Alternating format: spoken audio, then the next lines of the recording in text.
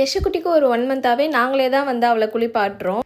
தலை குத்துற ஆயா குளிப்பாட்டுனாங்கன்னா வந்து அழுதுட்டே இருப்பா. நாங்க குளிப்பாட்டினா சிரிக்கிறா. எங்கள பார்த்தா என்ன காமெடியா தெரியுதான்னு தெரியல இவளுக்கு.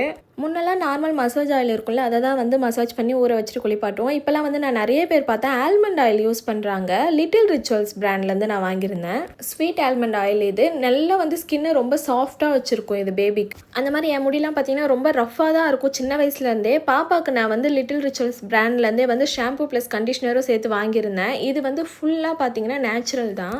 இந்த ஷாம்பு அண்ட் கண்டிஷனர் பார்த்தீங்கன்னா உங்களுக்கு 24 ஹவர்ஸுமே வந்து பேபி ஹேர் நல்லா ஸ்மூத்தா மாய்ஸ்சரா வச்சிருக்கும்.